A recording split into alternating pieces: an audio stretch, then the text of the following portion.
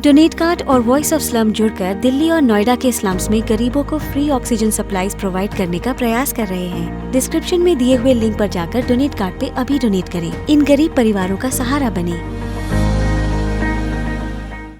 तो आदाब, नमस्कार, गुड इवनिंग, सत श्री अकाल। एक बार फिर आप तमाम लोगों का स्वागत है क्राइम तक की कहानी के इस एपिसोड में। पिछले कई दिनों से लगातार सुशील कुमार सुर्खियों में हैं और एक ओलंपियन, जो इकलौता हिंदुस्तानी जो देश के लिए 2-2 मेडल जीते, अगर उसका नाम एक कत्ल के साथ जोड़ा जाए जिसके ऊपर 1 लाख का इनाम रखा जाए, कत्ल की कहानी अलग अलग सामने आए, कभी किराए की बात, कभी फ्लैट की बात, कभी गैंग वॉर की बात, तो थोड़ा सा अजीब भी लगता है, अफसोस भी होता है।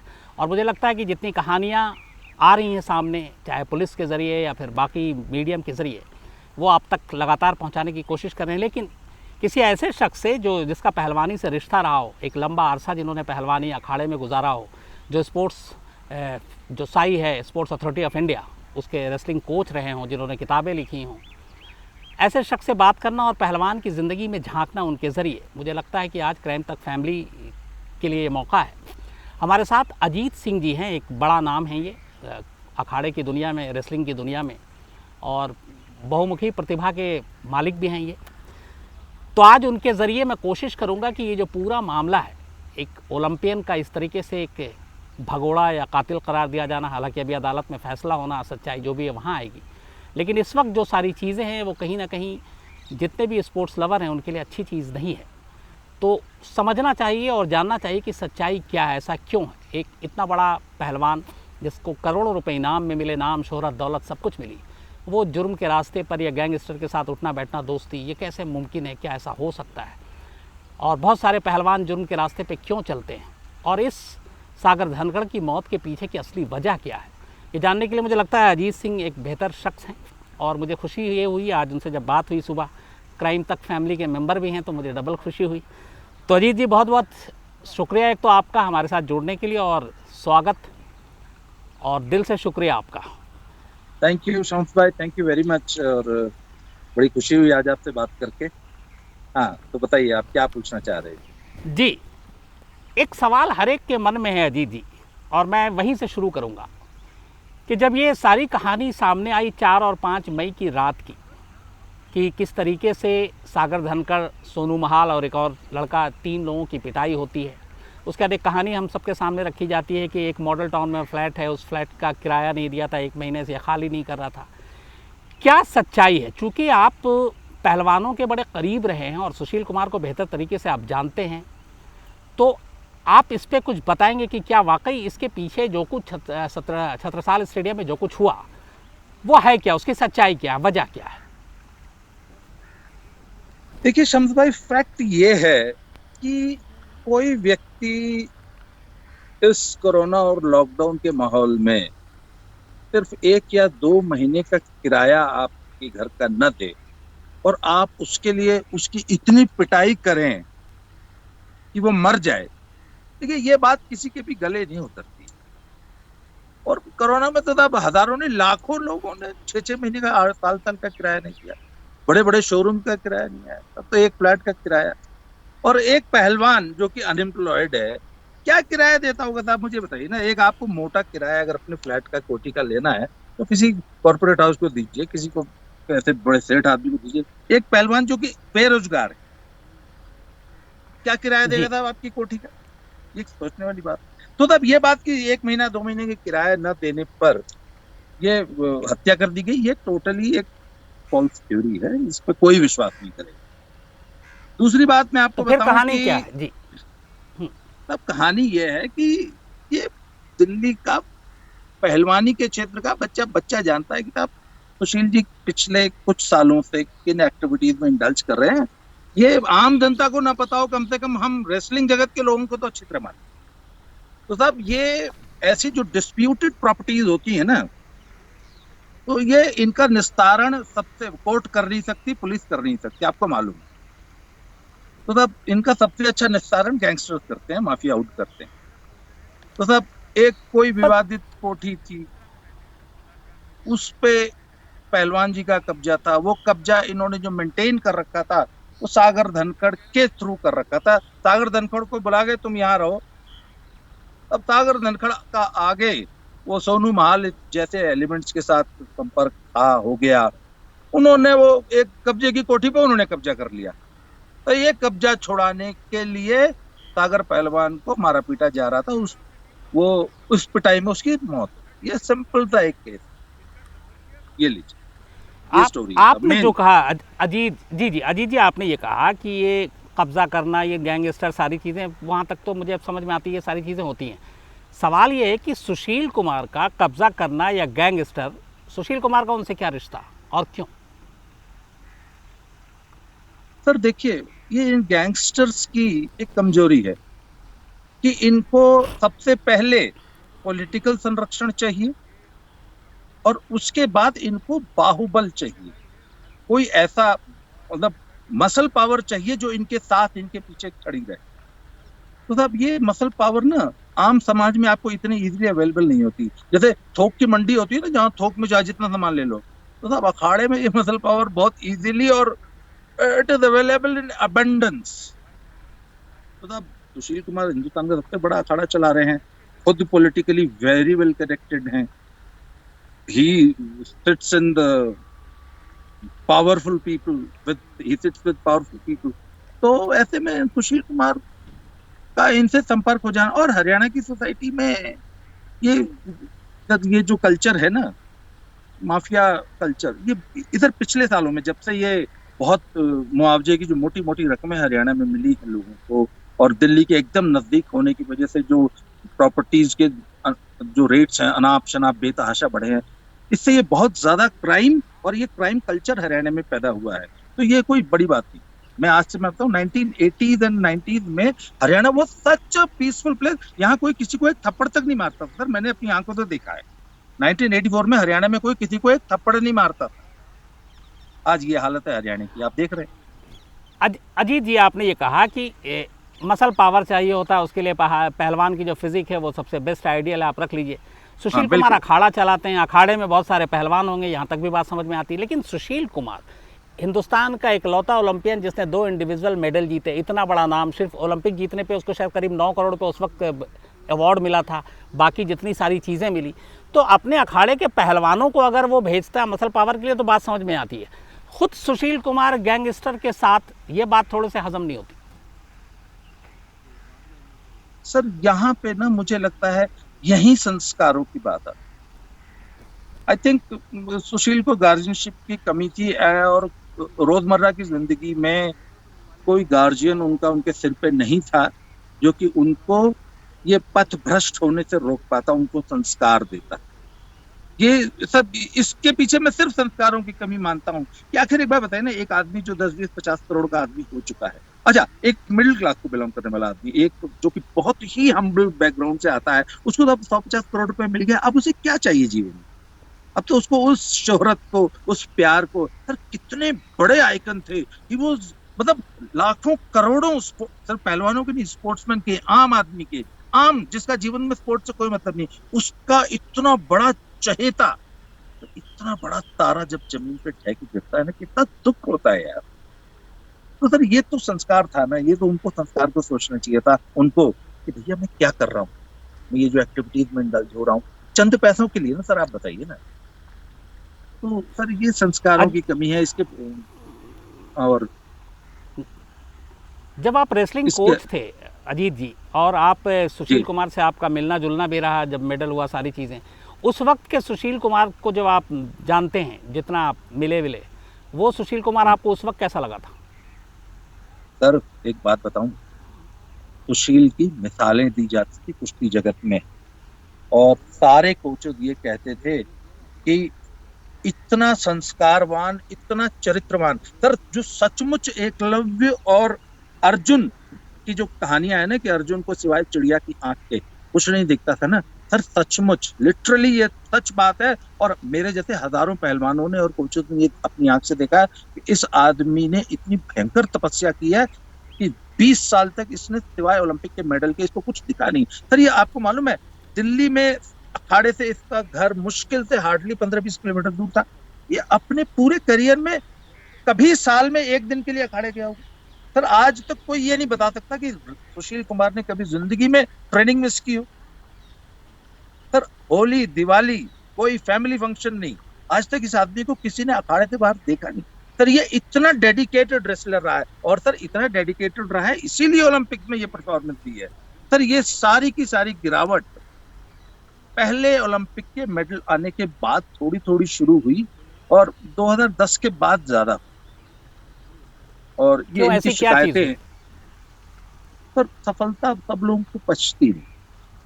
और वहां पे पता है क्या था सर, जो जो जो फलदार पेड़ है ना उसे झुक जाना चाहिए। आई थिंक फलदार पेड़ को झुकना है, ये संस्कार दिए। ये सारी, देखिए मैं सारी स्टोरी को संस्कारों से रिलेट करता हूँ। ये संस्कारगत समस्या है, पैसे का लालच। अच्छा सर, ये माफियाओं के साथ उठने बैठने में ना सर एक बहुत बड़ा ग्लैमर होता है।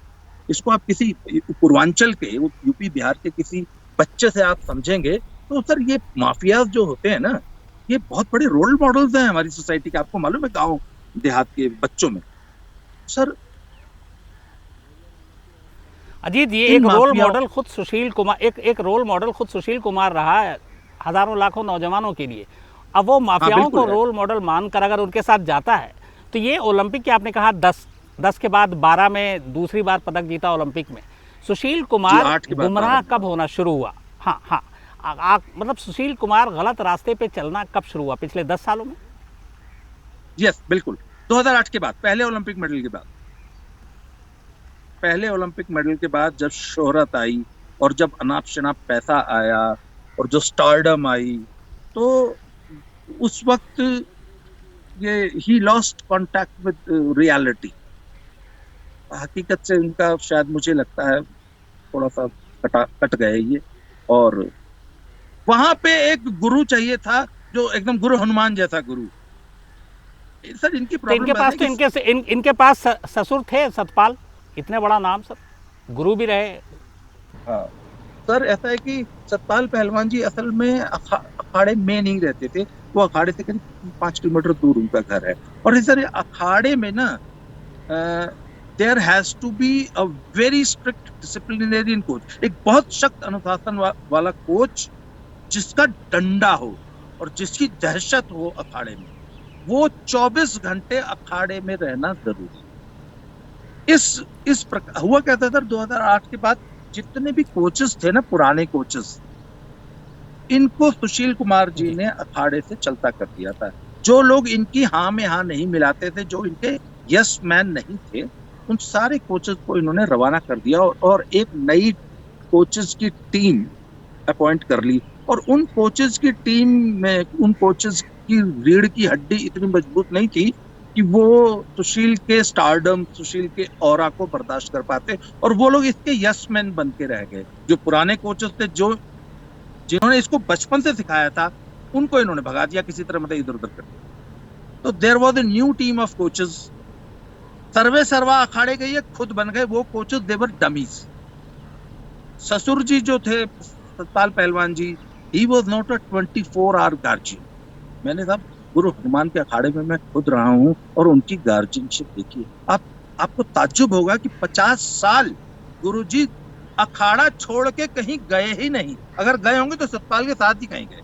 सतपाल पहलवान जी हिंदुस्तान के सब तगड़े पहलवानों में, पर वो डिसिप्लिन जो गुरुजी ने सतपाल पहलवान को दिया, वो सतपाल पहलवान जी सुशील को नहीं दिया। सर अगर वैसा कोई गुरु रहा होता तो सर सुशील कुमार एक नहीं 4 ओलंपिक मेडल लेने के बाद भी सुशील की हिम्मत नहीं थी कि वो गुरुजी की मर्जी के बिना सांस भी ले पाते, पलक झपका पाते। तो तब मेडल आने के बाद, कई ऐसे, हाँ इसमें जी जी जी जी बताइए। मेडल आने के बाद गार्जियनशिप नाम की कोई चीज रही नहीं। पुरानी लीडरशिप को, पुराने कोचेस को इन्होंने हटा दिया। अब वो खुद सर्वे सर्वा हो गए। जब खुद सर्वे सर्वा हो जाएंगे, ऊपर कोई गार्जियन है ही नहीं, फिर बहकने के मौके ज्यादा मिलेंगे, बहकने के चांसेस ज्यादा होंगे, और वही हुआ। अजीत जी, अब इसी बहकने पे आता हूँ।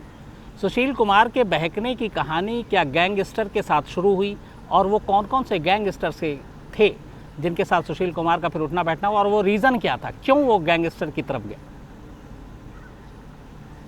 सर देखिए, गैंगस्टर से, किसी गैंगस्टर से न भी मिले तो भी एक आम पहलवान, आम खलीफा, उस्ताद, कोच के पास ना, जिसके पास अपना अखाड़ा होता है और 10-20 पहलवान हैं अगर तगड़े तगड़े, तो सर एक नेचुरल सा एक समाज में एक धारणा बनी हुई है कि अगर कोई मसल पावर का काम है तो किसी भी पहलवान के पास चले जाओ, वो तुम्हें करा देगा। ये एक आम धारणा, और दिल्ली में तो 30 साल पुरानी 1984 में इसकी शुरुआत होगी।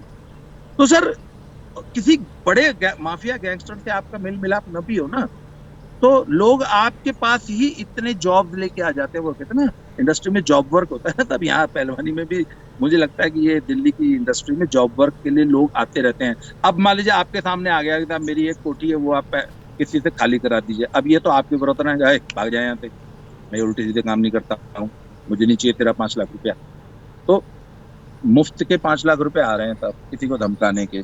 तो सब एक आदमी होना चाहिए जो स्ट्रिक्टली, जिसकी लाइफ में एक 0 टॉलरेंस पॉलिसी हो कि हमें गलत पैसा नहीं कमाना है, हमें इस प्रकार के किसी लालच में नहीं पड़ना है, इस प्रकार के किसी ऑफर पे ध्यान नहीं देना है, उसको डांट के भगा देना है। अपने अखाड़े के लड़कों पे इस बात का ध्यान रखना है कि वो इस प्रकार की किसी भी सर ये लालच हिंदुस्तान के हर अखाड़े में हर कोच के पास आते हैं, and 99% of people refuse such offers.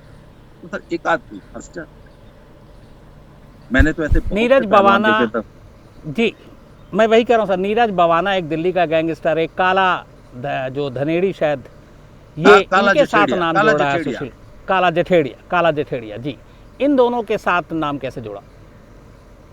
Sir देखिए, ये सब पुलिस ने स्टोरीज जो है ये मीडिया में प्लांट, हाँ जी, तो पुलिस के पास कोई आधार रहा होगा तभी ये प्लांट की गई है। इन सब चीजों का कोई प्रूफ तो होता नहीं है।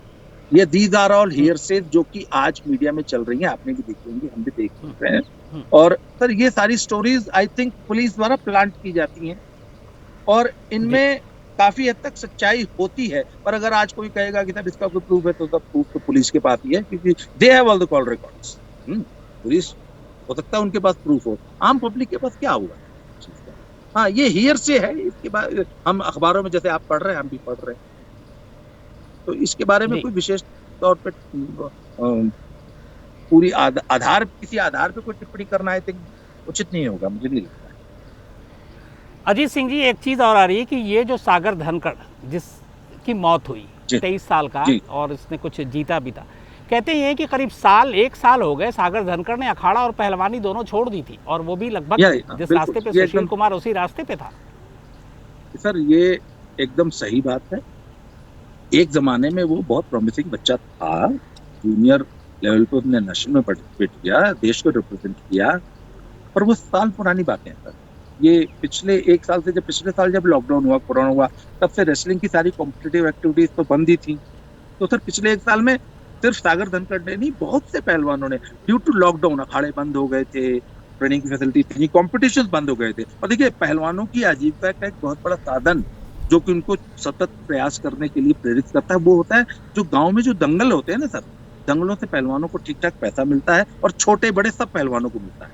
तो जब वो दंगल बंद हो गए थे, कॉम्पिटिशन बंद हो गए, मैच के कॉम्पिटिशन बंद हो गए, ट्रेनिंग बंद हो गई, अखाड़े बंद हो गए, तो पहलवान बेचारे सारे घर बैठे थे। तो घर बैठे में 90% रेसलर्स की ट्रेनिंग ऐसी ना मात्र को चल रही थी, तो उसमें वो सागर धनखड़ ने, पर वो चूंकि वो दिल्ली में इनके इस फ्लैट में रह रहा था। और साहब एक बात बताइए ना, एक पहलवान के पास सोनू महाल के आने का क्या मतलब? सोनू महाल तो एक हिस्ट्री शीटर गैंगस्टर है, पुलिस रिकॉर्ड है उसका। एक सोनू महाल के साथ सागर धनखड़ के उठने बैठने का उसके साथ, और इतना था कि जब उस दिन सुशील पहलवान के आदमी और सुशील पहलवान उसको कोठी से उठा के लाए हैं, जैसा एलिजिडली बोला जा रहा है, तो सागर के साथ सोनू को भी लाए। What was Sonu doing? उस कोठी में सोनू क्या कर रहा था सागर धनखड़ के साथ? दैट मींस सागर धनखड़ का इन्वॉल्वमेंट गैंगस्टर्स के साथ तो यही प्रूफ हो जाता है, इसमें कोई सोचने वाली बात ही नहीं। सोनू महाल की भी पिटाई हुई थी, और सोनू महाल काला जठेड़ी जो है वो उसका राइट हैंड है, बल्कि कहते हैं कि रिलेटिव भी है। नॉट ओनली राइट हैंड, वो उसका सगा भांजा है। सोनू महाल काला जठेड़िया का सगा भांजा है जी। तो आप ये मानते हैं कि इस एक फ्लैट के किराए को लेकर ये लड़ाई नहीं हुई, ना सागर धनखड़ की मौत हुई, बल्कि इसके पीछे कहानी गैंग वॉर की? आपको ऐसा लगता है? क्योंकि ये आपके हिसाब से जो 1 महीने का कितना किराया होगा? नहीं साहब, देखिए एक तो पहलवान, बेरोजगार पहलवान 2,000, 5,000, 10,000 से ज्यादा किराया दे ही नहीं सकता फ्लैट का। कहाँ से देगा भाई? सागर धनखड़ को 25,000 रुपए, 30,000, 50,000 रुपए फ्लैट का किराया है दिल्ली में। कहाँ से देगा सागर धनखड़ सर 50,000 रुपए? तो ये उस कोठी को पे कब्जे को लेके, और दूसरी बात, सागर धनखड़ की इतनी औकात हो गई कि अब वो सुशील के सामने खड़ा हो रहा है। सुशील की द्वारा कब्जाई प्रॉपर्टी पे अब सागर धनखड़ कब्जा कर लेंगे। अच्छा, तुम्हारी इतनी हिम्मत। सर ये थी लड़ाई, असली लड़ाई का कारण ये था। अजीत जी, एक सवाल जो बड़ा मतलब मेरे मन में भी है, हमेशा रहा, वो ये शुरुआत मैंने इससे की भी थी कि अगर मैं अखाड़े की बात करूं, पहलवान की कुश्ती की बात करूं, अब इतने सालों तक आपके दो दो बेटे भी पहलवान हैं और आपने पहलवानों की दुनिया को करीब से देखा है। सारे पहलवान सुशील कुमार नहीं बन सकते, सारे पहलवान मेडल नहीं ला सकते, चाहे वो ओलंपिक हो, एशियन गेम्स हो, नेशनल हो, कुछ भी हो। तो एक बड़ी तादाद पहलवानों की ऐसी होती है जो अखाड़े से निकलने के बाद जब उन्हें लगता है वो कामयाब नहीं हुए और कोई रास्ता सूझता नहीं है, तो फिर शायद वो जुर्म के रास्ते पे चल पड़ते हैं। क्या ऐसा है? हालांकि सारे नहीं, लेकिन कुछ उनमें से। सर बड़ी तादाद में, मतलब बहुत छोटे, बहुत कम, 99.9 रेसलर बेहद शरीफ लोग होते हैं सर। अब मैंने 99.9 रेसलर्स को आज तक पान, गुटखा, तम्बाकू, बीड़ी पीते नहीं देखा। इनमें कोई ऐब नहीं होता, बड़े समर्पित लोग होते हैं अपनी। सर ये जो इस प्रकार के रास्तों पे चल पड़ते हैं ना, ये बहुत ही एक मिनिस्क्यूल कम्युनिटी है, मतलब 0.01% लोग ही ऐसा करते हैं। दिल्ली में क्या है सर कि एक तो ये जब से ये गुड़गांव में जो ये बाउंसर्स रखने का जो कल्चर हुआ ना, ये डिस्कोज में और इधर उधर उधर, और इसके अलावा दिल्ली के सेठ जी लोगों ने जब ये बाउंसर्स अपॉइंट करने शुरू किए, तो तब अब आपको 10 बाउंसर चाहिए, तो तब 10 बाउंसर खोजने का जो सबसे अच्छा तरीका है, या तो किसी जिम में मिलेंगे या किसी अखाड़े में मिलेंगे ना। तो जिम वाला बाउंसर जो है वो तो बेचारा आम लड़का होगा ना, वो उसको लड़ना भिड़ना नहीं आता, वो तो आम एक घर का लड़का वहां की बॉडी बना रहा है। और अखाड़े में जो बॉडी वाले बाउंसर मिलते हैं ना, अच्छा एक कोई बाउंसर आप कोई ऐसे इतने मोटे पेट वाला तो रखेंगे नहीं, 40 किलो का तो बाउंसर रखेंगे नहीं भाई। बाउंसर भी तो 80-90 किलो का स्मार्ट सा तगड़ा था, जिसके बड़े बड़े मसल्स हो, क्या शानदार पर्सनैलिटी हो, ऐसा ही बाउंसर रखेंगे ना आप। उसी को तो 50,000 रुपये महीना देंगे ना। तो सब ऐसे बाउंसर्स अखाड़ों में इधर मिल जाते हैं। तो कुछ लड़के, कुछ मतलब 100 में एक ऐसे मिल जाए। पर दिल्ली के और दिल्ली से नजदीक हरियाणा की जो सोसाइटी है, उसमें जैसे गुड़गांव के नजदीक जो कुछ गांव हैं, उसमें एक गांव है वो पूरा बाउंसर का गांव है। तो उसमें बच्चे बॉडी बनाते ही इसलिए कि मुझे बाउंसर बनना है। तो ये बाउंसर कल्चर अखाड़ों में तो इतना नहीं था, ये कुछ बहुत थोड़े से। तब देखिए ना, दिल्ली में 10 बड़े 15 बड़े अखाड़े हैं, हजारों अखाड़े पूरे देश में हैं। पंजाब में सर इतने अखाड़े हैं, यूपी में इतने अखाड़े हैं। कितने गैंगस्टर्स निकले आप बता दीजिए, पूरे यूपी से, पूरे पंजाब से, पूरे दिल्ली से। पिछले 20 साल में आप बता दीजिए दिल्ली ने कितने गैंगस्टर्स, कितने बाउंसर अखाड़ों से निकले हैं। सर ये एक बहुत छोटा सा एक ये वन ऑफ इंसिडेंट है जो आज ये हो गया है। अदरवाइज सर रेसलर बहुत शरीफ लोग होते हैं। फैक्ट ये है सर, इनको अजीत हमारी जी जी जी जी जी जी आप कहिए। सर ये बेचारे पहलवान जो है ना, एक तो थोड़ा सा मस्त मौला होता है, मस्ती ज्यादा करेंगे, हंसेंगे भी। तो अब 100 किलो का पहलवान तगड़ा हंसेगा भी तो उसकी हंसी भी तो रावण जैसी होगी ना। तो सर ये हम लोग को ना एक सोसाइटी ने एक काम का इमेज बना रखी है। Otherwise we are normal people sir, ऐसी बात नहीं। आम जैसे अजीत आपका सिंह जी, बच्चा है, हमारा बच्चा है। 2016 की जी एक बात कर रहा हूँ मैं। एक पहलवान नरसिंह जी यादव थे, जो बड़ा कंट्रोवर्सी हुआ जी था उस वक्त, मामला कोर्ट में भी गया था, सुशील कुमार वर्सेस नरसिंह यादव, कि कौन जाएगा, क्वालिफाई नहीं कर पाए थे उस वक्त, सुशील ने शायद ट्रायल नहीं दिया था। बाद में नरसिंह यादव को ओलंपिक में भेजने का फाइनल हो गया, लेकिन ठीक उससे 10 दिन पहले वो डोप टेस्ट में पकड़े गए और पॉजिटिव पाए गए, और तब उन्होंने इल्ज़ाम लगाया था कि उनके खिलाफ साजिश थी और सुशील कुमार ने ऐसा किया था। आज अगर मैं ये सारी चीज़ें बात करूं कि 10 साल में सुशील कुमार बहुत बदल गए थे, तो क्या 2016 में नरसिंह ने जो इल्ज़ाम लगाया था उसमें कहीं सच्चाई थी कुछ? सर ये 100% झूठा इल्जाम था। मैंने इस विषय पे अपनी फेसबुक वॉल पे 20-25 आर्टिकल्स लिखे हैं। अभी पिछले दिनों मैंने अपने यूट्यूब चैनल पे एक वीडियो भी बनाए हैं। ये 100% झूठा इल्जाम था। पहली बात तो सुन लीजिए, अगर आपके पास टाइम है तो मैं इसको 1 मिनट में एक्सप्लेन कर जी देता जी हूँ। जी बिल्कुल। हाँ एक तो एक तो ओलंपिक का कोटा कोई व्यक्ति क्वालिफाई नहीं करता है, एक वेट कैटेगरी में एक कंट्री क्वालिफाई करता है, पहली बात। जी तो नरसिंह गए, नरसिंह ब्रॉन्ज मेडल ले आए वर्ल्ड चैंपियनशिप में। India qualified, see India qualified in 74 KG, not Narsingh Yadav. Technically ये बात है। अब क्या होगा साहब? अच्छा एक बात बताइए ना, 6 महीने पहले नरसिंह यादव क्वालिफाई कर गए और ओलंपिक से 2 महीना पहले उनके हाथ में फ्रैक्चर हो गया। अब नरसिंह ने क्वालिफाई किया तो फिर कौन जाएगा? नहीं सर, नरसिंह ने क्वालिफाई नहीं किया है।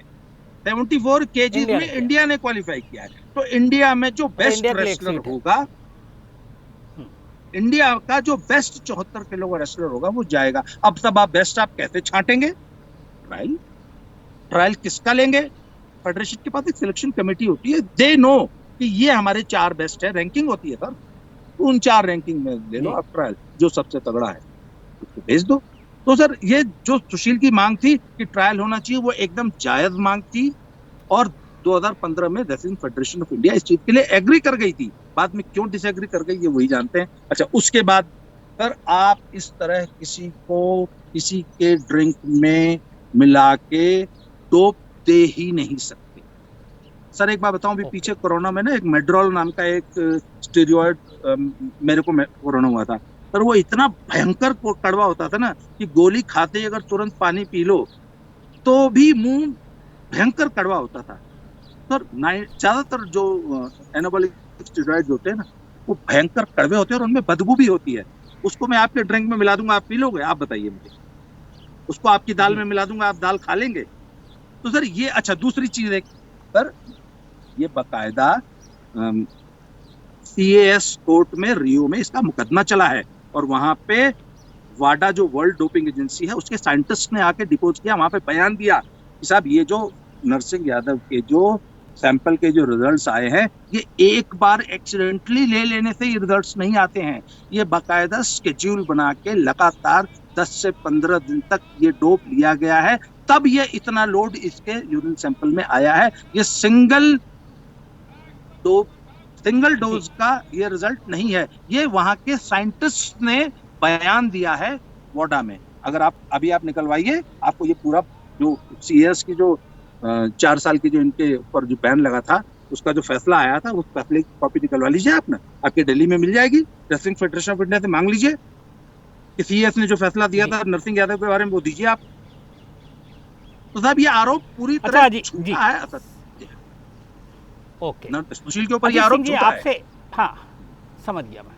चलिए आखिरी सवाल आपसे अजीत सिंह जी, ये जानना चाहूंगा मैं कि 5 मई को, शायद 5 मई की ये खबर लीक हुई थी, मीडिया में भी आया, चैनल पे भी आया जी, 4-5 की रात को हुई तो 5 मई को ये खबर आई। 5 मई को पहली बार जब आपको ये पता चला कि सुशील कुमार के हाथों या एक कत्ल हुआ है, एक आदमी मारा गया जिसका नाम सागर धनखड़ है, वो भी पहलवान है, और सुशील कुमार को तो आप जानते ही। तो जब ये खबर पहली बार आपको पता चली और सुशील कुमार का नाम आपने एक कातिल की हैसियत से सुना, तो आपकी अपनी सोच उस वक्त क्या थी, आपके मन में क्या आया था? सर सबसे पहले तो जब पहली खबर आई, मैंने इसको शायद गूगल न्यूज पे देखा, तो पहली बात तो मुझे विश्वास नहीं हुआ और वो बड़ी वेग सी खबर थी कि सुशील कुमार हैज बीन मतलब नेम्ड इन एन FIR कि ऐसा कोई घटना हुई है। तो आई कुड नॉट बिलीव कि why should Sushil Kumar kill somebody. पर जब फिर उसके बाद नेक्स्ट डिटेल्स आए कि ऐसे ऐसे सुशील कुमार की कोठी में पहलवान किराएदार था, मैंने कहा कोठी में पहलवान किराएदार था? पहले तो यही बात हजम नहीं होती। दूसरी बात, 1 महीने का किराया नहीं दिया था और मार दिया। 1 महीने का किराया नहीं दिया और मार दिया, ये बात किसी को भी हजम नहीं होती। तो तब I know the wrestling world, मुझे मालूम है कि कोठियों पे कैसे किराए लिए जाते हैं। तो मैंने कहा किसी कोठी पे कब्जे को लेकर झगड़ा। तब ये मेरा पहला रिएक्शन था। नेक्स्ट डे जब मैंने सारे फैक्ट्स मेरे सामने आए कि कोठी का भी जिक्र है, किराया ये वो, तो मैंने कहा ये तो कब्जे की कोठी पे किसी ने कब्जा कर लिया, उसमें गैंग मतलब 2 गुटों में मारपीट हुई है। बाद में फिर पता चला कि तब 2 गुटों में मारपीट नहीं हुई, 20 लोग मिलकर 5 लोगों को उठा के लाए थे। तो जब 20 लोग मिलकर 5 लोगों को उठाएंगे तो वो दूसरा वाला गुट क्या मारपीट करेगा? तो वो 2 गुटों में मारपीट नहीं हुई, जैसा कि आपका पूरा मीडिया रिपोर्ट कर रहा है। 5 लोगों को उठा के ले आए और उनको बेरहमी से पीटा गया। ये 2 गुटों की मारपीट नहीं थी। जी चलिए, बहुत बहुत शुक्रिया अजीत जी, आपने पूरी मतलब कुश्ती और रेसलिंग इसके बारे में बताया और मुझे खुशी भी हुई आपसे बात करके, और मैं चाहता हूँ आप हमेशा अच्छे रहें, ठीक रहें, और thank you very much. Thank you Shambhu भाई, थैंक यू वेरी मच।